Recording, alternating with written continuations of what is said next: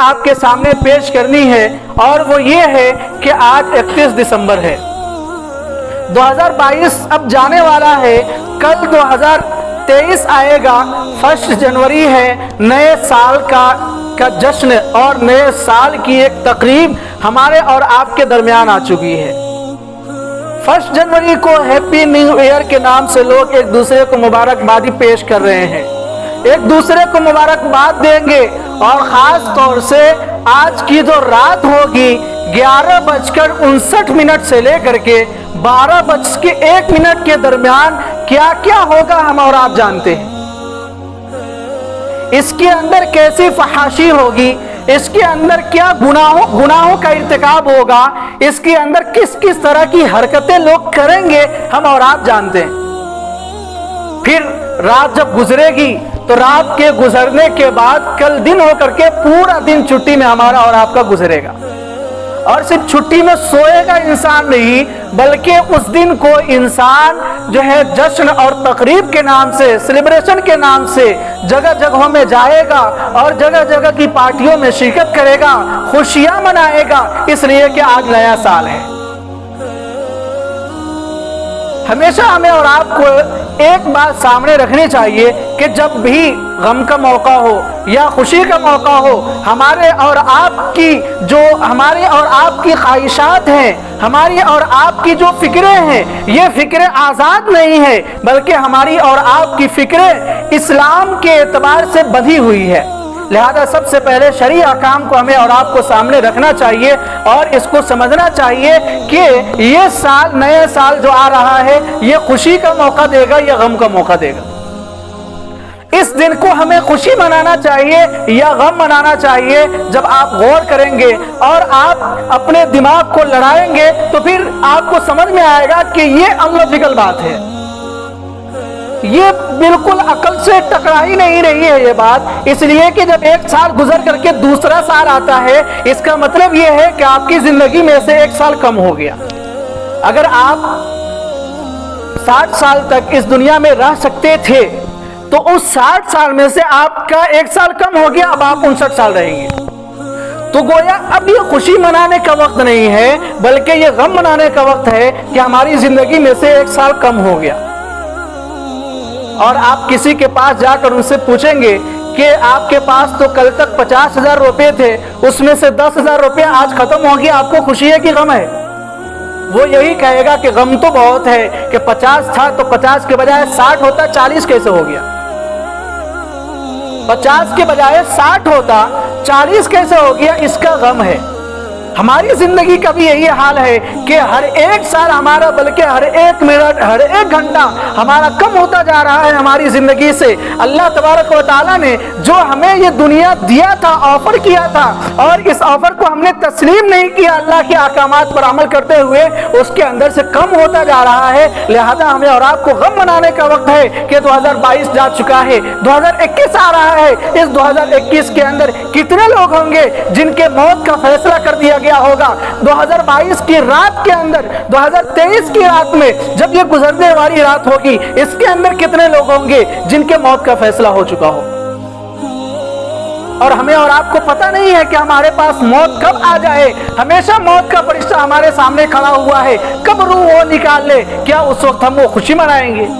क्या उस वक्त हम और आप इस तरह की तकरीबात में और सेलिब्रेशन में जा करके अपनी खुशियां बांटेंगे, एक दूसरे को सेलिब्रेट करेंगे, एक दूसरे को मुबारकबाद देंगे? शरई एतबार से ऐसा करने वाला इंसान या तो उसके पास अक्ल नहीं है, अगर अक्ल है तो फिर अपनी अक्ल का सही इस्तेमाल नहीं है।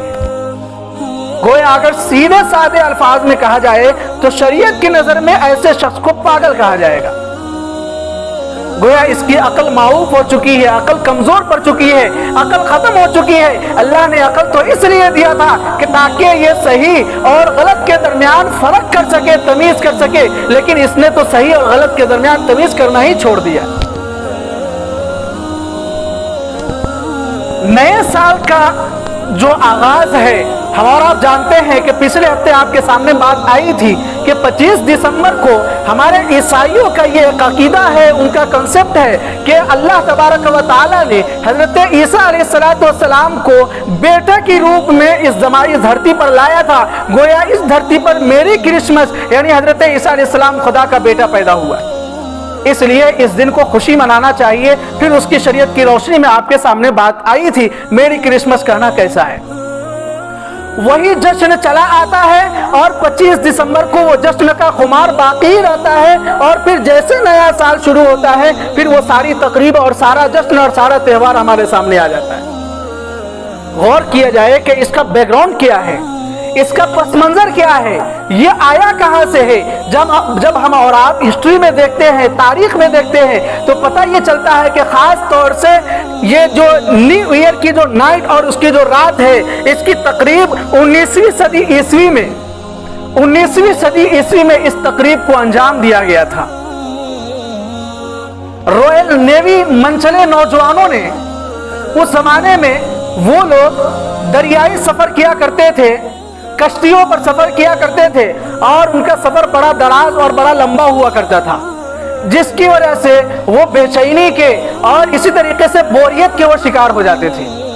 लिहाजा उनको जरूरत पड़ी कि अपने जहन को किसी तरह बोरियत से और बेचैनी से दूर किया जाए और एक तरह की खुशी लाई जाए। उन्होंने फिक्र किया तो तरह तरह की तकरीबात और सेलिब्रेशन उनके जहनों में बात आई।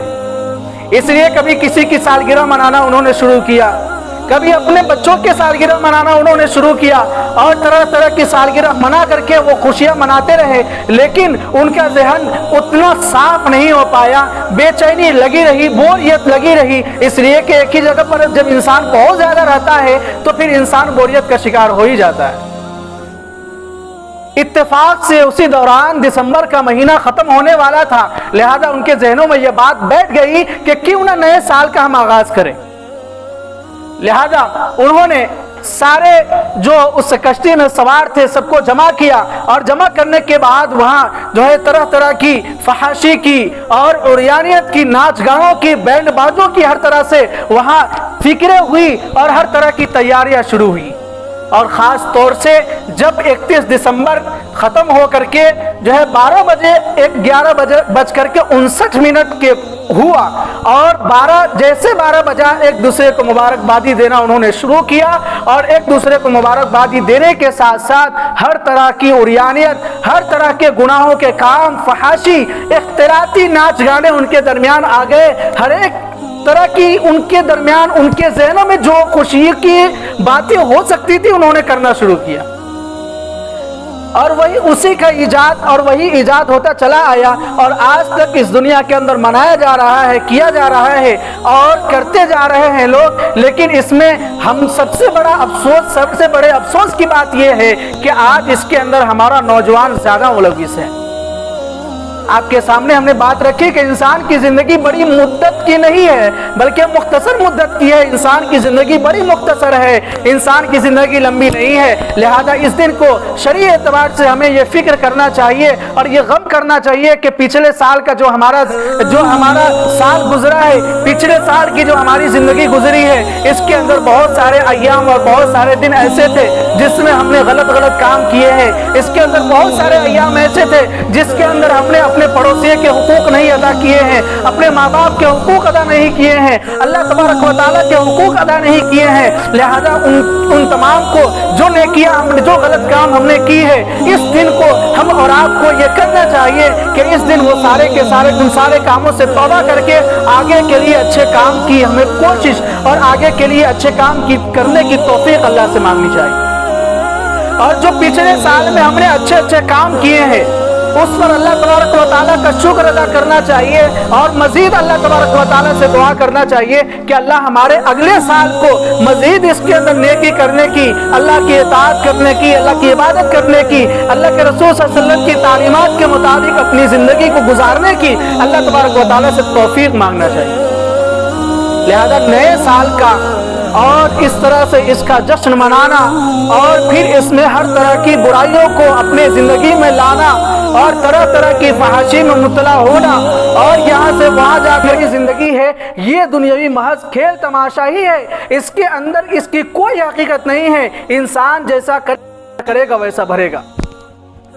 लिहाजा आइए हम और आप अहद करते हैं, हम और आप अल्लाह के बारगाह में और अल्लाह के पाक घर में आकर के ये अहद करते हैं कि आज तक हमने इस तरह के जो काम किए हैं इनसे तौबा करें, और इंशाअल्लाह सुम्मा इंशाअल्लाह कल का जो दिन होगा इस दिन के अंदर हमसे कोई ऐसी हरकत नहीं होगी, हमसे कोई ऐसा अमल नहीं होगा जो अल्लाह की नाराज़गी का सबब हो सके। लिहाजा इस दिन को ना हम किसी तरह की कोई पार्टी करेंगे और न इस दिन को हम किसी तरह की कोई खुशी नहीं मनाएंगे। अगर खुशी मनाना हो तो दूसरे मौक़ों पर मना लेंगे, इसलिए कि इस दिन को खुशी मनाना ये गैरों का रस्म है, गैरों का त्यौहार है। मन तशब्बह बिक़ौमिन फहुव मिनहुम, जो शख्स किसी कौम से मुशाबत इख्तियार करेगा वो उसी में से हो जाएगा। क़यामत के दिन उसका हश्र उसी में से होगा और क़यामत के दिन उस शख्स को उसी के साथ उठाया जाएगा। ये बहुत बड़ी वईद है। हो सकता है कि हमारा एक अमल और हमारी एक हरकत हमें और आपको काफिरों के साथ ला करके खड़ा कर दे।